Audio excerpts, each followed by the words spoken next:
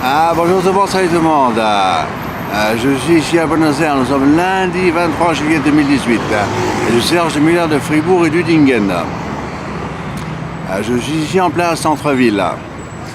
Vous avez derrière moi une fontaine, Jean Paris, début du siècle, qui ne fonctionne pas bien sûr.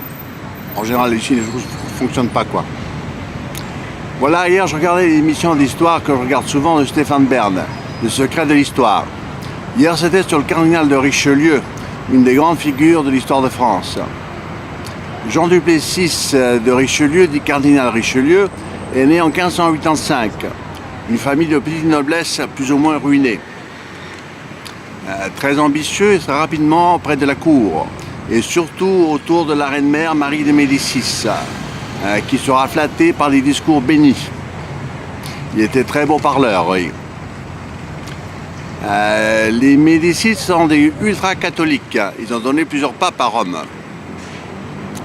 Il sera aussi crédible auprès du roi Louis XIII, lui proposant une France moderne et une monarchie absolue, qui sera tout à fait dans le goût du roi. Et évidemment, le fait qu'il soit lieutenant de Dieu fait mieux passer ses projets et ses idées. Oui. En fait, tout est béni, quoi.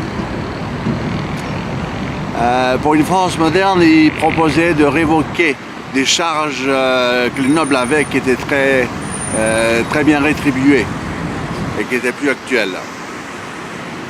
Il a proposé de faire une marine, une flotte de guerre et de favoriser l'immigration au Canada, en Acadie,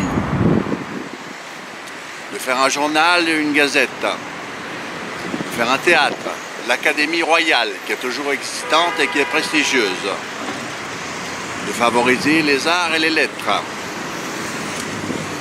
Le peintre Philippe de Champagne a fait 11 portraits de lui. Et le sculpteur Bernin a fait un buste, je crois, au Louvre. Il voulait aussi faire un village ou une ville à son nom, avec des concepts architectureux modernes, de l'eau courante, je crois. Sur le plan de la politique intérieure, il a lutté contre les protestants, le siège de La Rochelle. En politique extérieure, il a affaire avec les Habsbourg qui étaient maîtres de l'Europe. Évidemment, il y avait beaucoup de complots contre lui, d'autres responsabilités. Et c'était souvent mené par le frère du roi, Gaston d'Orléans.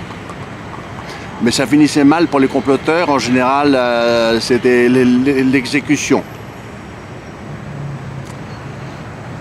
Voilà, sur le plan personnel, il s'est considérablement enrichi. Il a eu son château de Richelieu et était aussi collectionneur d'art et de peinture. À 57 ans, il est déjà très mal, il ne pouvait plus que bouger à l'ité et la fin était proche. Il a été inhumé à la chapelle de la Sorbonne. Voilà, il a été succédé par le cardinal Mazarin et c'est tout, oui. C'est une belle journée quand même. Je vais continuer ma tournée. À bientôt, bye bye.